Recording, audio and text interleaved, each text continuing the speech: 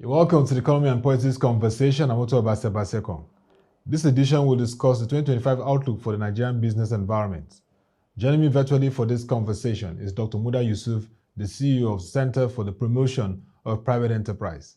It's great to have you on the program, and Happy New Year to you, Doctor. Thank you very much. Happy New Year to you too. Yes, thank you. Let us begin by asking you just a short review of the macroeconomic environment in 2024 as it impacted businesses. Well, 2024 was particularly very, very challenging. In fact, we should congratulate all businesses and even individuals that survived 2024 because there were a lot of shocks from the foreign exchange front, from the energy cost front, from issues of purchasing power, issues of insecurity, issues of the cost of fund. There are so many shocks, multidimensional shocks. So 2024 was actually very, very challenging. But at the tail end of it, we began to saw some indications of some stability, which we believe will be sustained in 2025. But 2024 was one of the most challenging in recent history. 2024, one of the most challenging in recent history, not just what you've said, several economists have said that. And of course, according to Nigeria Economic Summit Group, we're in a stabilization phase where there's need to address the challenges of foreign exchange stability, like you've mentioned, and of course, the issues of growth and inflation. But in 2025, I would like to get your views on the key policy enablers that can reduce the cost of doing business across the country, like you've highlighted, energy costs, and the issues that come from foreign exchange and other challenges. Well, the good thing about 2025 is that generally the outlook appears a lot more positive than what we had in 2024. On the foreign exchange front, that's the exchange rate now, we started to notice stability from around July last year, and the stability has continued.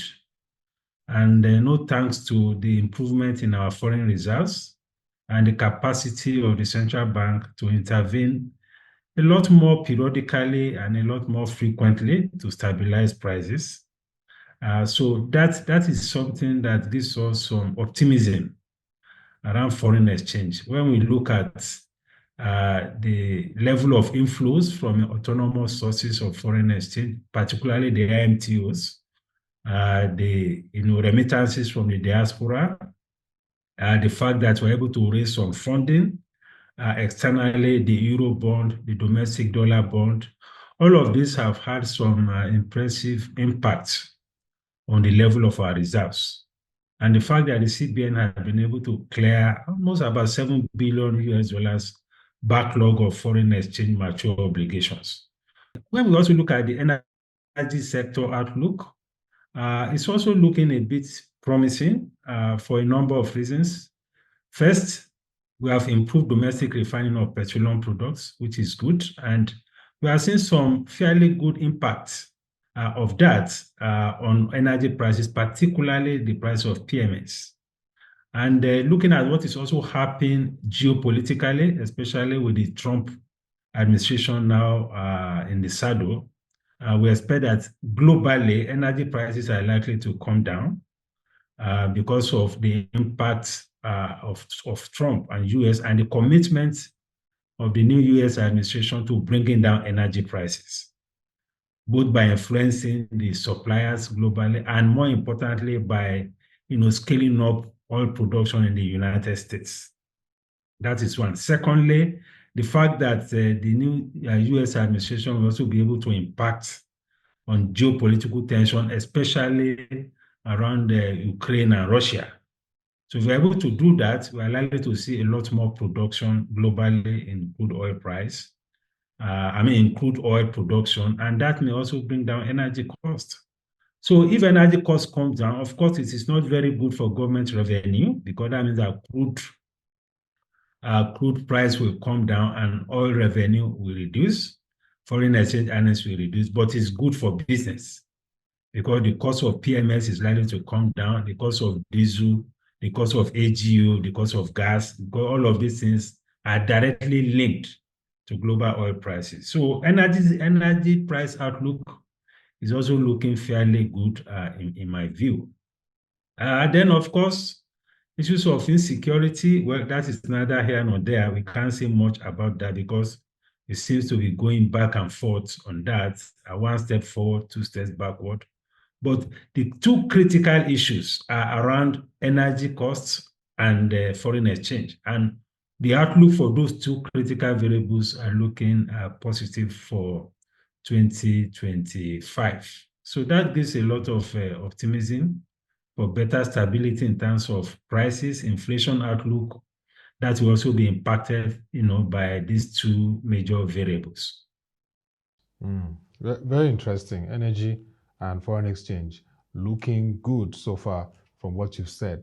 When we look at the Purchasers Managers Index, the PMI, which assesses business performance and, of course, the outlook for how the economy is faring for business leaders, I want to ask if you see optimism this year that will be much better than the performance of last year.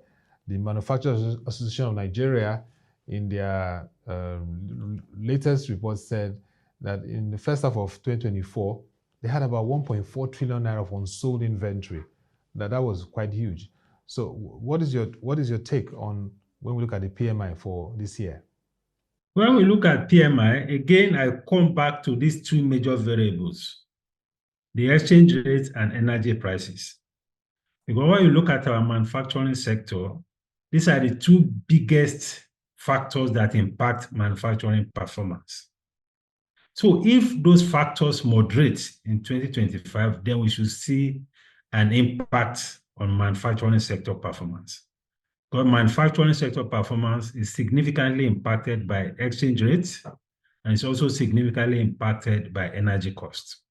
So if we see a moderation in those two, I'm sure that the cost of production will be moderated. The cost of logistics also will be positively impacted. So I see a much better outlook, also for manufacturing based on those parameters, But I must also, caution about the risk that the fiscal outlook may impose or may pose for macroeconomic stability, because I'm worried about the level of our external debt and the level of debt service commitment. That for me, I think is a major concern. And again, the fiscals are not looking as good as we'll expect. Because if you look at the data for the third quarter performance of our fiscal operation, particularly federal government fiscal operations, it's not looking too good. And of course, if you listen to all the budgetary conversations at the appropriation in the National Assembly, practically all the agencies were complaining that capital releases were, in most cases, less than 20%. Yes. So that is also a major issue. And the National Assembly has kept assuring that these provisions will be increased. So if you already have a 50 trillion naira budget, and the National Assembly is saying that, well, practically all the agencies are complaining that the budgetary provisions are inadequate, that means they are likely to increase it. So that has implications for more borrowing, more fiscal deficit, and more debt. So these are things that we need to worry about, and that means we need to stress, and we cannot overstress that, the need for proper coordination between macroeconomic stability. That is extremely very, very important going forward. Very well stated, Doctor, because we really need that macroeconomic stability to settle in 2025. And one of the major issues, again, is the need for that alignment between fiscal, monetary, trade, and social investment policies to take us to that stability level.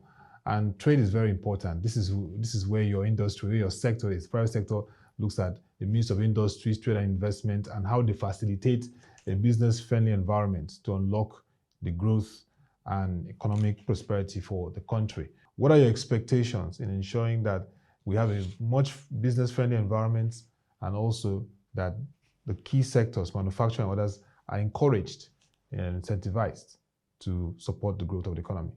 Well, the Ministry of Industry, Trade and Investment is very, very key. First, we need to look more critically at issues of trade policy. This is one area of policy that we have not sufficiently addressed. So I expect the ministry to do a lot more in taking steps to look at how we can bring trade policy properly into the equation, to see how we can use trade policy to support particularly the real sector and economic recovery. I'm talking particularly about issues of tariffs, import tariffs, export levies, trade documentation, trade processes. Those things are extremely, very, very critical. That is one. Secondly, because the Ministry of Trade and Investment and Industry don't have direct control over some critical variables like exchange rates, like energy prices, like electricity prices, the ministry has a major advocacy role to play within government, to advocate on behalf of the private sector, to address the critical issues that the private sector worry about, around those macro issues, because those issues. So a lot of advocacy needs to take place between the ministry and all those critical other agencies of government to ensure that we have an enabling environment for businesses in 2025. Very, very important for the year 2025, and we hope that all the fiscal and the trade policies will align so that we begin to see the private sector incentivized to support growth of our economy, especially as we want to achieve a $1 trillion economy, which is very important, very clearly stated. Thank you very much, Dr. Muda Yusuf, CEO for the Center of Promotion of Private Enterprise, for your very clear insights on the outlook for the Nigeria business environment in 2025. Thank you once again, and we hope to have you once again to discuss around some of the issues you've raised, energy, cost challenges, and of course the foreign exchange, if they have improved, and of course if the businesses are beginning to smile better. Thank you once again for the time, and have a lovely day. Thank you. Thank you very much. Yes, thank you. To our viewers, if you want to get further insights on this conversation on the outlook for the Nigerian business environment in 2025, visit the ProShare website displayed on the screen and follow our social media platforms to engage further. Until we come your way again, enrich yourself with the knowledge of socio-economic developments around you, it is wise. I'm Ottoabasi Abasiekong. Thank you for watching, and bye for now.